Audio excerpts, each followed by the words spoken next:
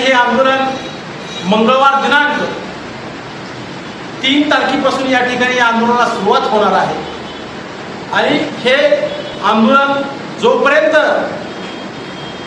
याला स्थगिती मिळत नाही किंवा प्रशासनाकडून आम्हाला ठोस लेखी दिलं जात नाही तोपर्यंत हे आंदोलन या ठिकाणी चालू असणार आहे आणि मुंबईमधून आम्ही या ठिकाणी जोपर्यंत आम्हाला ठोस निर्णय होत नाही तोपर्यंत आम्ही मुंबईच्या बाहेर पडणार. अनगर हे माढा तालुक्याच्या बंडीवर असणारं गाव असणार ते मोहोळ तालुक्याच्या मध्यवर्ती आहे. अशा प्रकारचा चुकीचा प्रस्ताव या ठिकाणी महसूल विभागाच्या मार्फत मुंबई महसूल मंत्री यांना पाठवला गेला आणि त्यांची देखील दिशाभूल या ठिकाणी झालेली आहे. त्यामुळे आमची मागणी अशा प्रकारची आहे की तात्पुरती स्थगिती अनगर अप्परला दिली पाहिजे आणि पुन्हा एकदा सर्वे केला पाहिजे की अनगर हे मध्यवर्ती आहे का नाही. हे आमच्या मागणी छोटीशी मागणी आहे पण त्यातून खऱ्या अर्थानं सत्य समोर येणार आहे.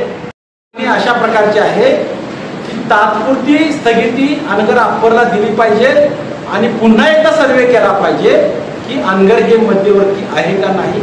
हे आमच्या मागणी छोटीशी मागणी आहे पण त्यातून खऱ्या अर्थानं सत्य समोर येणार आहे. म्हणून अनेक आंदोलनं केली त्याची दखल घेतली नाही म्हणून या ठिकाणी गवत्या मारुती चौक ते नगर परिषद मोहोळ ते मुंबई अशा प्रकारचं आंदोलन या ठिकाणी सर्व आमच्या मोहोळ शहरातल्या तालुक्यातल्या बचाव समितीच्या वतीने या ठिकाणी घेण्यात आलेलं आहे. आणि हे आंदोलन करत असताना ट्रॅक्टर असतील, रिक्षा असतील, बैलगाड्या असतील याच्या माध्यमातून मुंबईकडे आम्ही कूच करणार आहोत. पहिला आमचा मुक्काम 100 किलोमीटरवर या ठिकाणी भिगवणला होणार आहे. दुसरा मुक्काम आमचा आळंदीला करण्याचं आम्ही नियोजन केलेलं आहे आणि तिसरी ढाग आमची मुंबईला असेल आणि प्रशासनानं आपल्या चॅनलच्या माध्यमातून याची दखल घ्यावी आणि तात्पुरती स्थगिती द्यावी अशा प्रकारची मागणी आम्ही या ठिकाणी करत आहात. आणि दखल जर आमची नाही घेतली तर या ठिकाणी कायदा व सुव्यवस्थेचा प्रश्न निर्माण होणार आहे आणि याची सर्वस्व जबाबदारी प्रशासनाची असेल. अशा प्रकारे कुठल्याही प्रकारची दखल घेतलेली नाही.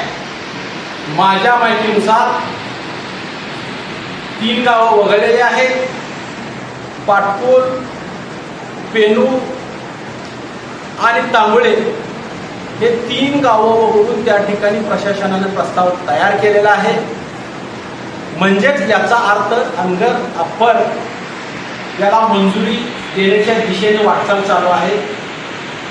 त्यामुळं आमची लढाई इथल्या तहसीलदार बरोबर सोलापूरच्या कलेक्टर बरोबर नसून या राज्य सरकारने या ठिकाणी चुकीचा निर्णय घेतला.